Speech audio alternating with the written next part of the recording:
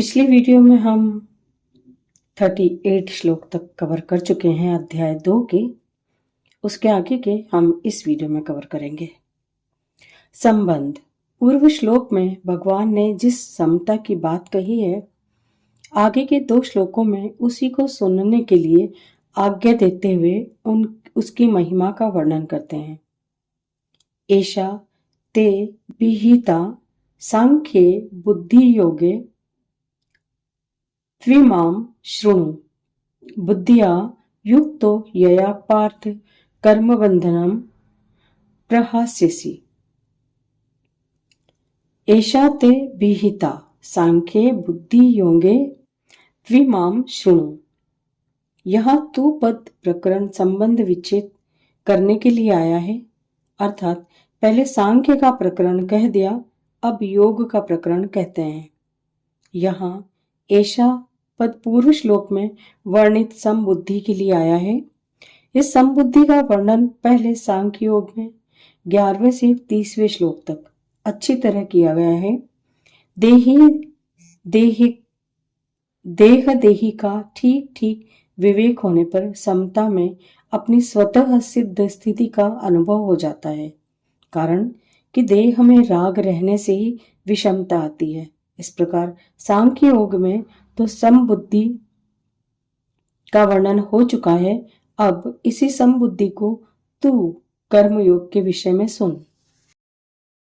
इमाम कहने का तात्पर्य है कि अभी इस समबुद्धि को कर्मयोग के विषय में कहना है कि समबुद्धि कर्मयोग में कैसे प्राप्त होती है। यह समबुद्धि कर्मयोग में कैसे प्राप्त होती है, इसका स्वरूप क्या है, इसकी महिमा क्या है। इन बातों के लिए भगवान ने इस बुद्धि को योग के विषय में सुनने के लिए कहा है। बुद्ध्या युक्तो यया पार्थ कर्मबन्धनं प्रहास्यसि। अर्जुन के मन में युद्ध करने से पाप लगने की संभावना थी। पहले अध्याय का 36वां और 45वां श्लोक। परंतु भगवान के मत में कर्मों में विषम बुद्धि राग द्वेष होने से ही पाप लगता है, समबुद्धि होने से पाप लगता ही नहीं।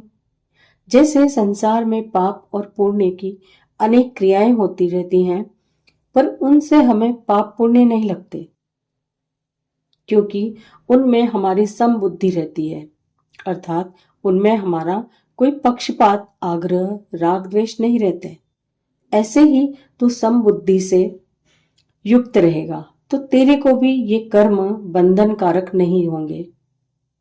इसी अध्याय के 7वें श्लोक में अर्जुन ने अपने कल्याण की बात पूछी थी, इसलिए भगवान कल्याण के मुख्य साधनों का वर्णन करते हैं। पहले भगवान ने सांख्य योग का साधन बताकर कर्तव्य कर्म करने पर बड़ा जोर दिया था कि क्षत्रिय के लिए धर्मरूप युद्ध से बढ़कर श्रेय का अन्य कोई साधन नहीं है। दूसरे अध्याय का 31वां श्लोक। फिर कहा कि समबुद्धि से युद्ध किया जाए तो पाप नहीं लगता। दूसरे अध्याय का 38वां श्लोक। अब उसी समबुद्धि की कर्म योग के विषय में कहते हैं। अब उसी समबुद्धि को कर्म योग के विषय में कहते हैं। कर्मयोगी लोक संग्रह के लिए सब कर्म करता है। लोक संग्रह में वापी संपश्यन कर्तु मर्हसि। गीता 3 अध्याय का 20वां श्लोक। लोक संग्रह के लिए कर्म करने से अर्थात निस्वार्थ भाव से लोक मर्यादा सुरक्षित रखने के लिए, लोगों को उन्मार्ग से हटाकर सन्मार्ग में लगाने के लिए कर्म करने से समता की प्राप्ति सुगमता से हो जाती है। समता की प्राप्ति होने से कर्मयोगी कर्म बंधन से सुगमता पूर्वक छूट जाता है। यह 39वां श्लोक 30वें श्लोक के बाद ही ठीक बैठता है और यह वहीं आना चाहिए था। कारण यह है कि इस श्लोक में 2 निष्ठाओं का वर्णन है। पहले 11वें से 30वें श्लोक तक सांख्य योग से निष्ठा समता बताई और अब कर्म योग से निष्ठा समता बताते हैं। अतः यहाँ 31 से 38 तक के 8 श्लोकों को देना असंगत मालूम देता है। फिर भी इन 8 श्लोकों को यहाँ देने का कारण यह है कि कर्मयोग में समता कहने से पहले कर्तव्य क्या है और अकर्तव्य क्या है। अर्जुन के लिए युद्ध करना कर्तव्य है और युद्ध न करना अकर्तव्य है। इस विषय का वर्णन होना आवश्यक है। अतः भगवान ने कर्तव्य अकर्तव्य का वर्णन करने के लिए ही उपयुक्त 8 श्लोक दूसरे अध्याय के 31वें से 38वें श्लोक कहे हैं और फिर समता की बात कही है। तात्पर्य है कि पहले 11वें से 30वें श्लोक तक का सत असत के वर्णन से समता बताई गई कि सत सत ही है और असत असत ही है, इनमें कोई कुछ भी परिवर्तन नहीं कर सकता। फिर 31वें से 38वें श्लोक तक कर्तव्य अकर्तव्य की बात कहकर 39वें श्लोक से अकर्तव्य का त्याग और कर्तव्य का पालन करते हुए कर्मों की सिद्धि असिद्धि और फल की प्राप्ति अप्राप्ति में समता का वर्णन करते हैं। परिशिष्ट भाव। कर्मयोग के 2 विभाग हैं, कर्तव्य विज्ञान और योग विज्ञान। भगवान ने 31वें 37वें श्लोक तक कर्तव्य विज्ञान की बात कही है, जिसमें कर्तव्य कर्म करने से लाभ और न करने से हानि का वर्णन किया। अब यहां से 53वें श्लोक तक योग विज्ञान की बात कहते हैं। पूर्व श्लोक में भगवान ने जिस समता की बात कही है वह सांख्य योग और कर्मयोग दोनों साधनों से प्राप्त हो सकती है। शरीर और शरीरी के विभाग को जानकर शरीर विभाग से संबंध विच्छेद करना सांख्य योग है तथा कर्तव्य और अकर्तव्य के विभाग को जानकर अकर्तव्य विभाग का त्याग और कर्तव्य का पालन करना कर्मयोग है। मनुष्य को दोनों में से किसी भी एक साधन का अनुष्ठान करके इस समता को प्राप्त कर लेना चाहिए, कारण कि समता आने से मनुष्य कर्म बंधन से मुक्त हो जाता है। एक धर्मशास्त्र पूर्व मीमांसा है और एक मोक्ष शास्त्र उत्तर मीमांसा है। यहाँ 31वें से 37वें श्लोक तक धर्मशास्त्र की और 39वें से 53वें श्लोक तक मोक्ष शास्त्र की बात आई है। धर्म से लौकिक और पारमार्थिक दोनों तरह की उन्नति होती है। धर्मशास्त्र में कर्तव्य पालन मुख्य है। धर्म कहो चाहे कर्तव्य कहो, एक ही बात है। जो करना चाहिए उसको न करना भी अकर्तव्य है और जो नहीं करना चाहिए उसको करना भी अकर्तव्य है। जिसमें अपने सुख की इच्छा का त्याग करके दूसरे को सुख पहुंचाया जाए और जिसमें अपना भी हित हो तथा दूसरे का भी हित हो, वह कर्तव्य कहलाता है। कर्तव्य का पालन करने से योग की प्राप्ति अपने आप हो जाती है। कर्तव्य का पालन किए बिना मनुष्य योगारूढ़ नहीं हो सकता। गीता 6 अध्याय का 3 श्लोक। योग की प्राप्ति होने पर तत्व ज्ञान स्वतः हो जाता है, जो कर्मयोग तथा ज्ञान योग दोनों का परिणाम है। गीता 5वें अध्याय का 4 और 5वां श्लोक। नेहा भी क्रमनाशोस्ति प्रत्यवायो न विद्यते स्वल्पमप्यस्य धर्मस्य त्रायते महतो भयात्। नेहा भी क्रमनाशोस्ति। इस समबुद्धि समता का केवल आरंभ ही हो जाए तो उस आरंभ का भी नाश नहीं होता। मन में समता प्राप्त करने की जो लालसा उत्कंठा लगी है, यही इस समता का आरंभ होना है। इस आरंभ का कभी अभाव नहीं होता, क्योंकि सत्य वस्तु की लालसा भी सत्य ही होती है। यहाँ यह कहने का तात्पर्य है कि इस मनुष्य लोक में यह मनुष्य ही इस समबुद्धि को प्राप्त करने का अधिकारी है। मनुष्य के सिवाय दूसरी सभी भोग योनियां हैं, अतः उन योनियों में विषमता राग द्वेष का नाश करने का अवसर नहीं है, क्योंकि भोग राग द्वेष पूर्वक ही होते हैं। भोग राग द्वेष पूर्वक ही होते हैं। यदि राग द्वेष न हो तो भोग होगा ही नहीं। भोग होगा ही नहीं, प्रत्युत साधन ही होगा। प्रत्यवायो न विद्यते। सकाम भाव पूर्वक किए गए कर्मों में अगर मंत्र उच्चारण, यज्ञ विधि आदि में कोई कमी रह जाए तो उसका उल्टा फल हो जाता है। जैसे कोई पुत्र प्राप्ति के लिए पुत्रेष्टि यज्ञ करता है तो उसमें विधि की त्रुटि हो जाने से पुत्र का होना तो दूर रहा, घर में किसी की मृत्यु हो जाती है। अथवा विधि की कमी रहने से इतना उल्टा फल न भी हो तो भी पुत्र पूर्ण अंगों के साथ नहीं जन्मता। परंतु जो मनुष्य इस समबुद्धि को अपने अनुष्ठान में लाने का प्रयत्न करता है, उसके प्रयत्न का अनुष्ठान का कभी भी उल्टा फल नहीं होता, कारण कि उसके अनुष्ठान में फल की इच्छा नहीं होती। जब तक फलेच्छा रहती है तब तक समता नहीं आती और समता आने पर फलेच्छा नहीं रहती। अतः उसके अनुष्ठान का विपरीत फल होता ही नहीं, होना संभव ही नहीं। विपरीत फल क्या है? संसार में विषमता का होना ही विपरीत फल है। सांसारिक किसी कार्य में राग होना और किसी कार्य में द्वेष होना ही विषमता है और इसी विषमता से जन्म मरण रूप बंधन होता है।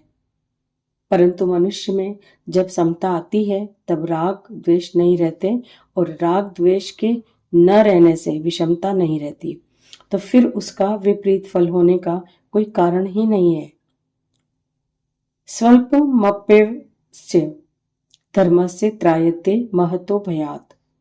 इस समबुद्धि रूप धर्म का थोड़ा सा भी अनुष्ठान हो जाए, थोड़ी सी भी समता जीवन में आचरण में आ जाए तो यह जन्म मरण रूप महान रूप भय से रक्षा कर लेता है।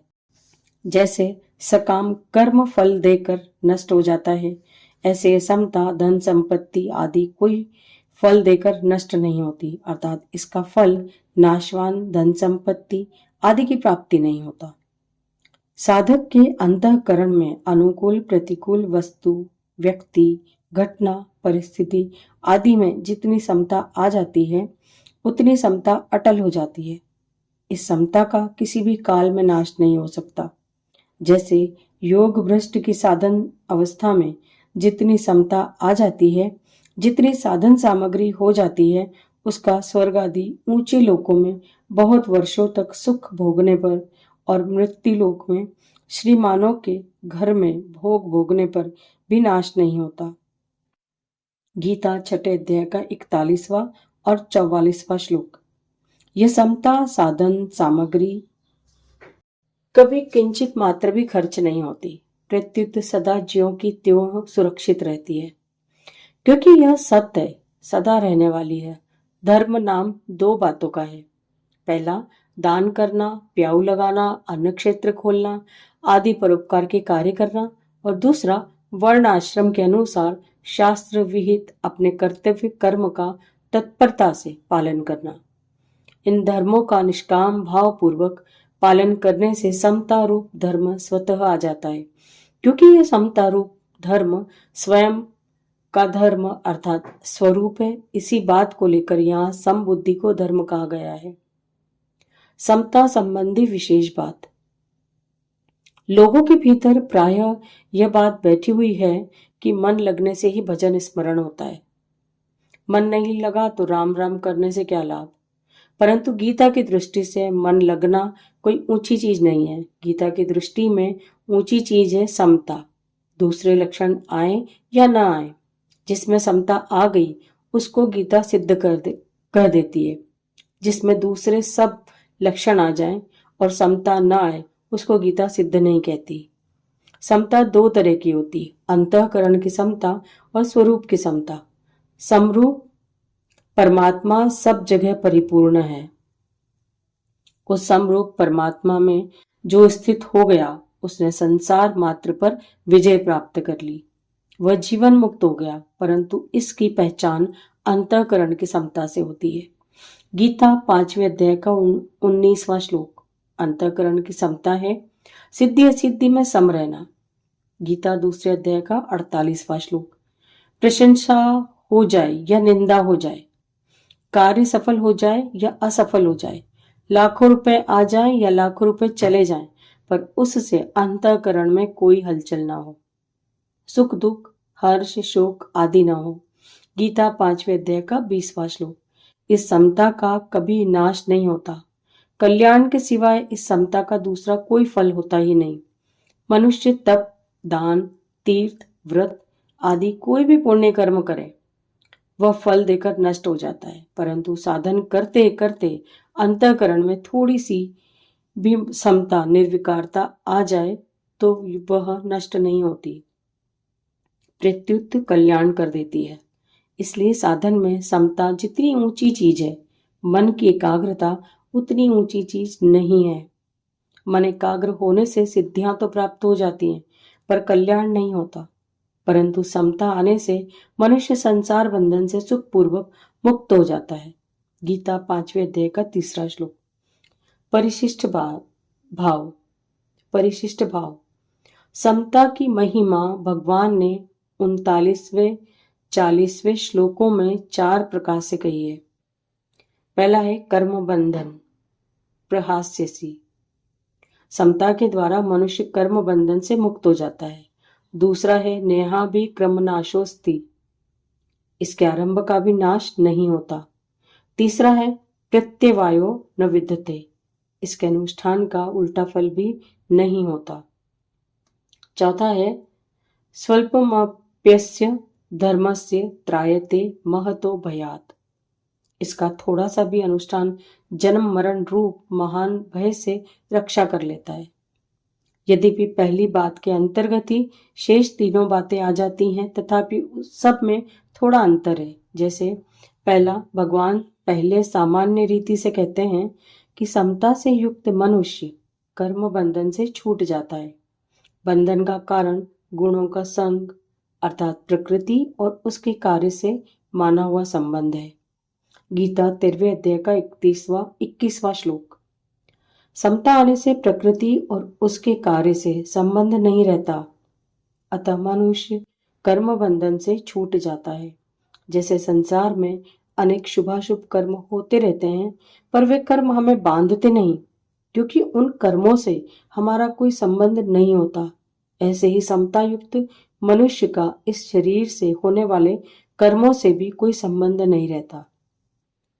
दूसरा है समता का केवल आरंभ हो जाए, अर्थात समता को प्राप्त करने का उद्देश्य जिज्ञासा हो जाए, तो इस आरंभ का कभी नाश नहीं होता, कारण कि अविनाशी का उद्देश्य भी अविनाशी ही होता है, जबकि नाशवान का उद्देश्य भी नाशवान ही होता है। नाशवान का उद्देश्य तो नाश पतन करता है, पर समता का उद्देश्य कल्याण ही करता है। जिज्ञासुरूपी योगस्य शब्द ब्रह्मा तिवर्तते। समता के अनुसार तीसरा, समता के अनुष्ठान का उल्टा फल नहीं होता। सकाम भाव से किए जाने वाले कर्म में अगर मंत्रोच्चारण, अनुष्ठान, विधि आदि की कोई त्रुटि हो जाए तो उसका उल्टा फल हो जाता है। परंतु जितनी समता अनुष्ठान में जीवन में आ गई है, उसमें अगर व्यवहार आदि की कोई भूल हो जाए, सावधानी में कोई कमी रह जाए, तो उसका उल्टा फल बंधन नहीं होता। जैसे कोई हमारे यहाँ नौकरी करता हो तो अंधेरे में लालटेन जलाते समय कभी उसके हाथ से लालटेन गिरकर टूट जाए तो हम उस पर नाराज होते हैं, परंतु उस समय जो हमारा मित्र हो, जो हमारे से कभी कुछ नहीं चाहता, उसके हाथ से लालटेन गिरकर टूट जाए तो हम उस पर नाराज नहीं होते। प्रत्युत कहते हैं कि हमारे हाथ से भी तो वस्तु टूट जाती है, तुम्हारे हाथ से टूट गई तो क्या हुआ, कोई बात नहीं। अतः जो सकाम भाव से कर्म करता है उसके कर्म का तो उल्टा फल हो सकता है, पर जो किसी प्रकार का फल चाहता ही नहीं, उसके अनुष्ठान का उल्टा फल कैसे हो सकता है? नहीं हो सकता। चौथा, समता का थोड़ा सा भी अनुष्ठान हो जाए, थोड़ा सा भी समता भाव बन जाए तो वह जन्म मरण रूप महान भय से रक्षा कर लेता है, अर्थात कल्याण कर देता है। जैसे सकाम कर्म फल देकर नष्ट हो जाता है, ऐसे यह थोड़ी सी भी समता फल देकर नष्ट नहीं होती, प्रत्युत इसका उपयोग केवल कल्याण में ही होता है। यज्ञ, दान, तप आदि शुभ कर्म यदि सकाम भाव से किए जाएं तो उनका नाशवान फल धन संपत्ति एवं स्वर्ग आदि की प्राप्ति होता है और यदि निष्काम भाव से किए जाएं तो उनका अविनाशी फल यानी मोक्ष होता है। इस प्रकार यज्ञ, दान, तप आदि शुभ कर्मों के तो दो दो फल हो सकते हैं, पर समता का एक ही फल कल्याण होता है। जैसे कोई मुसाफिर चलते चलते रास्ते में रुक जाए अथवा सो जाए तो वह जहां से चला था वहां पुनः लौटकर नहीं चला जाता, प्रत्युत जहां तक वह पहुंच गया वहां तक का रास्ता तो कट ही गया। ऐसे ही जितनी समता जीवन में आ गई उसका नाश कभी नहीं होता। स्वल्पमप्यस्य धर्मस्य त्रायते महतो भयात्। निष्काम भाव थोड़ा होते हुए भी सत्य है और भय महान होते हुए भी असत्य है। जैसे मन भर रुई हो तो उसको जलाने के लिए मन भर अग्नि की जरूरत नहीं है। रुई एक मन हो या 100 मन, उसको जलाने के लिए एक दिया सलाई पर्याप्त है। एक दिया सलाई लगाते ही वह रुई खुद दिया सलाई अर्थात अग्नि बन जाएगी।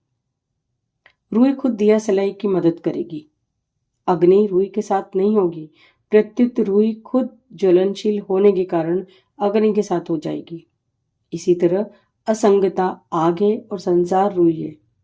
संसार से असंग होते ही संसार अपने आप नष्ट हो जाएगा, क्योंकि मूल में संसार की सत्ता न होने से उससे कभी संग हुआ ही नहीं। थोड़े से थोड़ा त्याग भी सत्य है और बड़ी से बड़ी क्रिया भी असत्य है। क्रिया का तो अंत होता है पर त्याग अनंत होता है। इसलिए यज्ञ, दान, तप आदि क्रियाएं तो फल देकर नष्ट हो जाती हैं। गीता 8वें अध्याय का 28वां श्लोक। पर त्याग कभी नष्ट नहीं होता। त्यागाच्छान्ति रनंतरम। एक अहम के त्याग से अनंत सृष्टि का त्याग हो जाता है, क्योंकि अहम ने ही संपूर्ण जगत को धारण कर रखा है। गीता 7वें अध्याय का 5वां श्लोक। जैसे कितनी ही घास हो, क्या अग्नि के सामने टिक सकती है? कितना ही अंधेरा हो, क्या प्रकाश के सामने टिक सकता है? अंधेरे और प्रकाश में लड़ाई हो जाए तो क्या अंधेरा जीत जाएगा? ऐसे ही ज्ञान और अज्ञान की लड़ाई हो जाए तो क्या अज्ञान जीत जाएगा? महान से महान भय क्या अभय के सामने टिक सकता है? समता थोड़ी सी भी हो तो पूरी है और भय महान हो तो भी अधूरा है। स्वल्प समता भी महान है, क्योंकि वह सच्ची है, और महान भय भी स्वल्प है, सत्ताहीन है, क्योंकि वह कच्चा है। समता को, निष्काम भाव को स्वल्प कहने का क्या तात्पर्य है? निष्काम भाव तो महान है, पर हमारी समझ में, हमारे अनुभव में थोड़ा सा आने से उसको स्वल्प कह दिया। वास्तव में समझ थोड़ी हुई, समता थोड़ी नहीं हुई। उधर हमारी दृष्टि कम गई है तो हमारी दृष्टि में कमी है, तत्व में कमी नहीं है। इसी तरह हमने असत को ज्यादा आदर दे दिया है और असत महान नहीं हुआ, प्रत्युत हमारा आदर महान हुआ। इसलिए अगर हम सत का अधिक आदर करें तो सत महान हो जाएगा, अर्थात उसकी महत्ता का अनुभव हो जाएगा, और असत का आदर न करें तो असत स्वल्प हो जाएगा। वास्तव में असत महान हो या स्वल्प, उसकी सत्ता ही नहीं है। नासतो विदते भावः, और सत महान हो या स्वल्प, उसकी सत्ता नित्य निरंतर विद्यमान है। ना भावो विदते सतः। इसलिए उपनिषदों में परमात्मा तत्व को अगुण से भी अणु और महान से भी महान कहा गया है। अणोरणीयान महतो महीयान। संबंध 39वें श्लोक में भगवान ने जिस संबुद्धि को योग में सुनने के लिए कहा था, उसी संबुद्धि को प्राप्त करने का साधन आगे के श्लोक में बताते हैं। व्यवसायत्मिका बुद्धिरेकेह कुरुनंदन बहुशाखा भ्रांताश्च बुद्धियो व्यवसायिनाम। व्यवसात्मिका बुद्धिरेकेह कुरुनंदन। कर्मयोगी साधक का ध्येय जिस समता को प्राप्त करना चाहता है, वह समता परमात्मा का स्वरूप है। उस परमात्मा स्वरूप समता की प्राप्ति के लिए अंतःकरण की समता साधन है। अंतःकरण की समता में संसार का राग बाधक है। उस राग को हटाने का अथवा परमात्मा तत्व को प्राप्त करने का जो एक निश्चय है, उसका नाम है व्यवसायत्मिका बुद्धि। व्यवसायत्मिका बुद्धि एक क्यों होती है? कारण कि इसमें सांसारिक वस्तु, पदार्थ आदि की कामना का त्याग होता है। यह त्याग एक ही होता है, चाहे धन की कामना का त्याग करें, चाहे मान बढ़ाई की कामना का त्याग करें। परंतु ग्रहण करने में अनेक चीजें होती हैं, क्योंकि एक एक चीज अनेक तरह की होती है। जैसे एक ही मिठाई अनेक तरह की होती है, अतः इन चीजों की कामनाएं भी अनेक अनंत होती है। गीता में कर्मयोग प्रस्तुत श्लोक और भक्ति योग 9वें अध्याय का 30वां श्लोक के प्रकरण में व्यवसायत्मिका बुद्धि का वर्णन आया है, पर ज्ञान योग के प्रकरण में व्यवसायत्मिका बुद्धि का वर्णन नहीं आया। इसका कारण यह है कि ज्ञान योग में पहले स्वरूप का बोध होता है, फिर उसके परिणाम स्वरूप बुद्धि स्वतः एक निश्चय वाली हो जाती है, और कर्म योग तथा भक्ति योग में पहले बुद्धि का एक निश्चय होता है, फिर स्वरूप का बोध होता है। अतः ज्ञान योग में ज्ञान की मुख्यता है और कर्म योग तथा भक्ति योग में एक निश्चय की मुख्यता है। बहुशाखा हंतांश्च बुद्धियो व्यवसायी नाम। अव्यवसायी वे होते हैं जिनके भीतर सकाम भाव होता है, जो भोग और संग्रह में आसक्त होते हैं। कामना के कारण ऐसे मनुष्यों की बुद्धियां अनंत होती हैं, और वे बुद्धियां भी अनंत शाखाओं वाली होती हैं, अर्थात एक एक बुद्धि की भी अनंत शाखाएं होती हैं। जैसे पुत्र प्राप्ति करनी है, यह एक बुद्धि हुई, और पुत्र प्राप्ति के लिए किसी औषधि का सेवन करें, किसी मंत्र का जप करें, कोई अनुष्ठान करें, किसी संत का आशीर्वाद लें, आदि उपाय इस बुद्धि के अनंत शाखाएं हुई। ऐसी धन प्राप्ति करनी है, यह एक बुद्धि हुई, और धन प्राप्ति के लिए व्यापार करें, नौकरी करें, चोरी करें, डाका डालें, धोखा दें, ठगाई करें, आदि उस बुद्धि की अनंत शाखाएं हुई। ऐसे मनुष्यों की बुद्धि में परमात्मा प्राप्ति का निश्चय नहीं होता। परिशिष्ट भाव। वास्तविक उद्देश्य एक ही होता है। जब तक मनुष्य का एक उद्देश्य नहीं होता, तब तक उसके अनंत उद्देश्य होते रहते हैं, और एक एक उद्देश्य की अनेक शाखाएं होती हैं, उसकी अनंत कामनाएं होती हैं, और एक एक कामना की पूर्ति के लिए उपाय भी अनेक होते हैं। यहाँ तक हमारे अध्याय 2 के श्लोक 39, 40, 41 3 श्लोक यहाँ कंप्लीट होते हैं। इसके आगे के हम अगले वीडियो में कवर करेंगे। इस गीता पाठ को श्रद्धा और शांत मन से सुनने के लिए आप सभी का हृदय से धन्यवाद। यदि आप स्वयं श्रीमद् भगवत गीता का पाठ करने में सक्षम नहीं हैं, तो श्रद्धा से किया गया यह श्रवण भी शास्त्र स्वाध्याय का ही एक पवित्र रूप है। भगवान भाव देखते हैं, उच्चारण या सामर्थ्य नहीं। यदि इस पाठ के दौरान मुझसे किसी श्लोक के उच्चारण में या शब्दों में अनजाने में कोई त्रुटि हुई हो, तो कृपया मुझे क्षमा करें।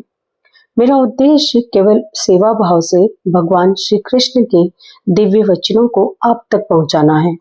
यदि यह वीडियो आपके मन को शांति दे पाया हो या आपको श्रीमद् भगवत गीता से थोड़ा भी जोड़ पाया हो, तो कृपया इस सेवा को उन लोगों तक अवश्य पहुंचाइए जो गीता का पाठ करना चाहते हैं लेकिन किसी कारणवश नहीं कर पा रहे। आप सभी पर भगवान श्री कृष्ण की कृपा सदैव बनी रहे। मिलते हैं अगले वीडियो में आगे के श्लोक के साथ। तब तक के लिए स्वस्थ रहिए, मस्त रहिए, अपना ख्याल रखिए, अपने अपनों का ख्याल रखिए, और श्रद्धा से सुनते रहिए, गीता से जुड़ते रहिए और चलते रहिए श्री जी पथ पर। जय श्री राम, जय हनुमान, जय श्री कृष्ण, राधे राधे।